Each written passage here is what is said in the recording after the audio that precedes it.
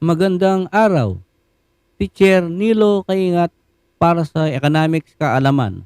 Ang pag-aaralan natin ngayon ay tungkol sa istruktura ng pamilihan. Nahati ito sa dalawang pangunahing balangkas. Una, ang pamilihan na may ganap na competition o perfectly competitive market. Ikalawa, ang pamilihang hindi ganap ang kompetisyon o imperfectly competitive market. Ang dami at lawak ng kontrol ng market players o ang mga consumer at producer sa pamilihan ay ang salik na nagtatakda ng istruktura nito. Ating talakayin ang pamilihang may ganap na kompetisyon. Ito ang istruktura ng pamilihan na kinikilala bilang modelo o ideal. Sa ilalim ng ganitong sistema, walang sino man sa producer at consumer ang maaaring makakontrol sa takbo ng pamilihan, partikular sa presyo. Ito ay nangangahulugang hindi kayang idikta ng isang producer at consumer na mag-isa ang presyo. Sa panig ng producer, hindi nila kayang kontrolin ang presyo sapagkat maraming nagtitinda ng magkakaparehong uri ng produkto at serbisyo sa pamilihan.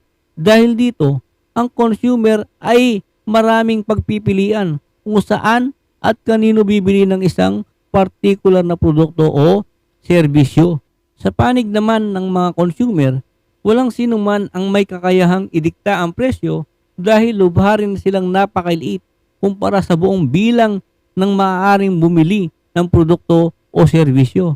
Dahil dito, ang lahat ng producer at consumer ay mapipilitang magbenta at bumili ng produkto at serbisyo sa itinakdang presyo ng ekwilibryo ng pamilihan. At ang consumer at producer ay umaayon lamang sa kung ano ang takbo ng presyo sa pamilihan at walang kapasidad na magtakda ng sarili na nilang presyo. Halimbawa nito yung mga binibili nating sa tindahan, no? Yung mga candy, yan. Halos magkakapareho ang presyo. Fishball, no? May ganap na kompetisyon sapagkat pare-parehas lang ang presyo ng mga nasabing produkto. Pamilihang may hindi ganap na kompetisyon. Sa pangkalahatang paglalarawan, ang lahat ng producer na bumubuo sa ganitong istruktura ay may kapangyarihang maimpluwensyahan ang presyo sa pamilihan. Ang mga sumusunod na anyo ang bumubuo sa pamilihang may hindi ganap na kompetisyon. Una, monopolyo. Ikalawa ay ang tinatawag na monopsonyo. Ikatlo, oligopolyo. Ikaapat ay ang monopolistikong kompetisyon o monopolistic competition. Ang monopolyo, ito ay isang uri ng pamilihan na iisa lamang ang producer na gumagawa ng produkto o nagbibigay ng serbisyo, kung kaya't walang pamalit o kahalili.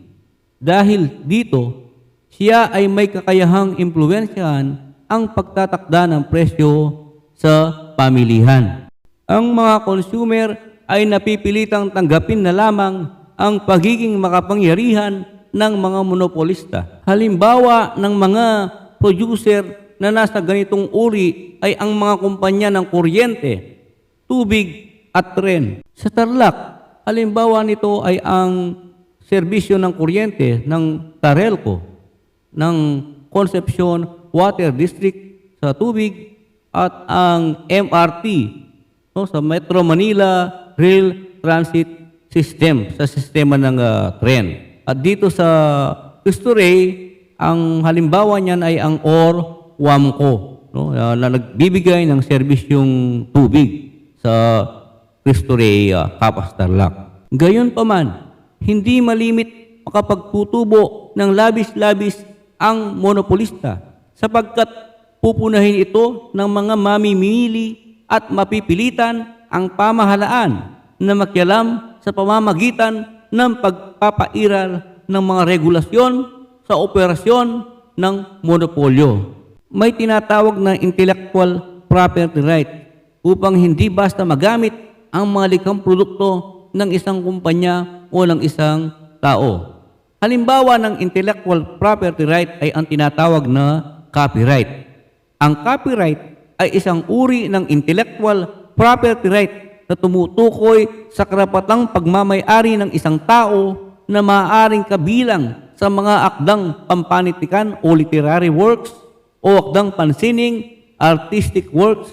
Kabilang din dito ang mga gawa gaya ng aklat, musika, paintings, eskultura, pelikula, computer programs, databases, advertisement, mapa at technical drawings.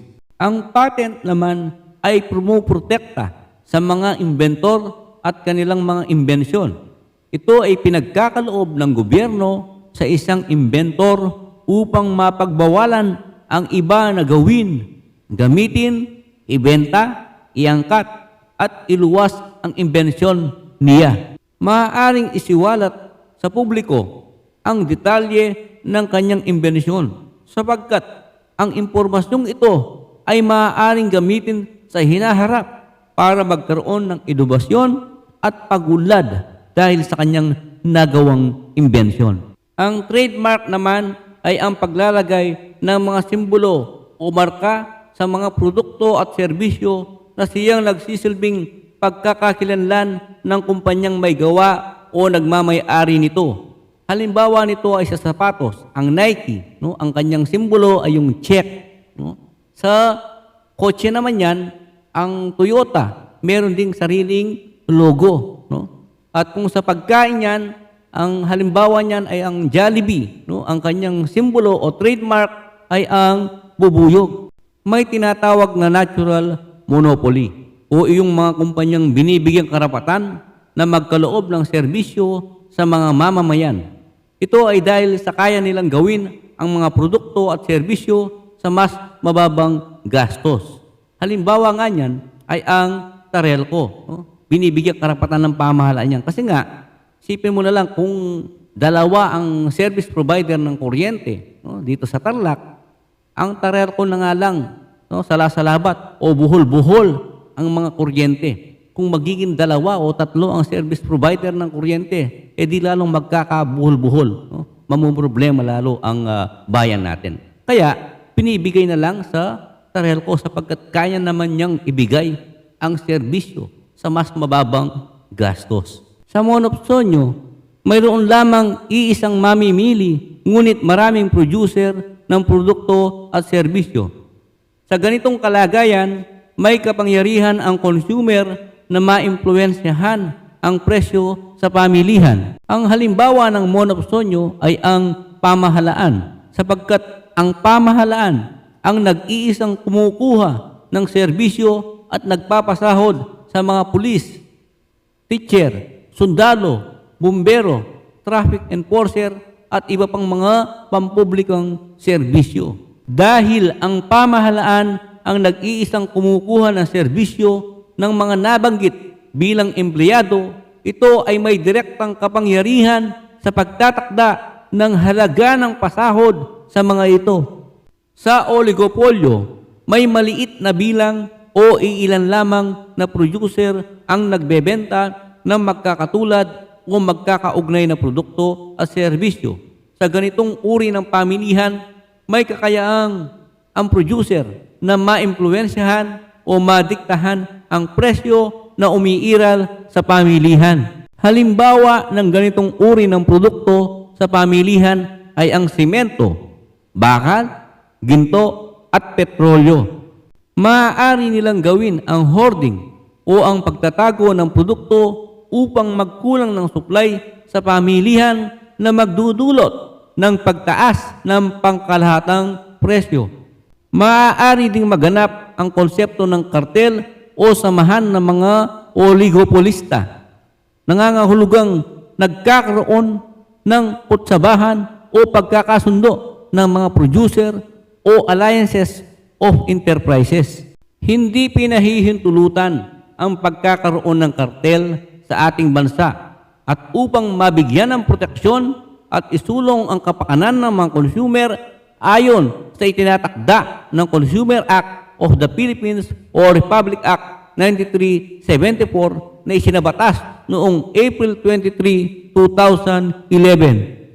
Ayon kay Adam Smith sa kanyang aklat na An Inquiry into the Nature, and Causes of the Wealth of Nations, ipinahayag niya na may nagaganap na conspiracy o sabwatan sa pagitan ng mga negosyanteng pareho ang mga ipinagbibiling produkto at nagagawa nila ito sa kanilang business meeting.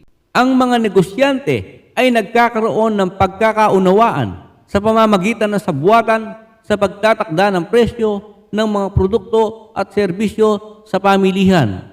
At imposible raw na mapigilan ang mga ito dahil kasama ang mga ganitong pagpupulong sa kanilang karapatan at sa ilalim ng makatarungang lipunan. Ang Organization of Petroleum Exporting Countries or OPEC ay isang halimbawa ng pandaigdigang kartel sapagkat sila ang nagtatakda ng supply at presyo ng produktong petrolyo sa buong daigdig. Ang samahang ito ay naitatag noong September 10 to 14, 1960 sa ginanap na Baghdad Conference sa Baghdad, Iraq. Ito ay pinasimulan ng 5 founding countries na binubuo ng Iran, Iraq, Kuwait, Saudi Arabia at Venezuela. Sa kasalukuyan, may 15 bansang kasapi na kinabibilangan ng Algeria, Angola, Equatorial Guinea, Ecuador, Gabon, the Republic of Congo, Libya, Nigeria, Qatar, at United Arab Emirates or UAE. Ang monopolistic competition o monopolistikong competition, sa ilalim ng ganitong uri ng istruktura ng pamilihan, maraming kalahok na producer ang nagbebenta ng mga produkto sa pamilihan, subalit marami rin ang mga consumer. Ang halimbawa ng mga produktong nasa monopolistikong competition ay ang sabon, toothpaste, shampoo, cellphone, kape, soft drinks. May mga product differentiation ang mga katangian ng mga produkto na ipinagbibili na magkakapareho ngunit hindi eksaktong magkakahawig. Maaaring magkakaiba sa packaging, labeling, presentasyon at maging sa lasa o flavor. Ang pag-aanunsyo o advertisement o popular sa tinatawag na ads ay isang mabisang pamamaraan na ginagamit ng mga producer upang maipakilala ang kanilang mga produkto at serbisyo. Maaaring gamitin ng mga producer ang telebisyon, ang radyo, maging ang internet kagaya ng YouTube o Facebook. Kaya kadalasan, pagka nanonood tayo ng video dyan, lumalabas ang mga tinatawag na ads o patalastas. Kadalasan nasa 5 segundo pataas ang mga advertisement or pag-aanunsyo. Maraming salamat sa pakikinig. Ako po si Teacher Nilo C. Kaingat para sa Economics Kaalaman.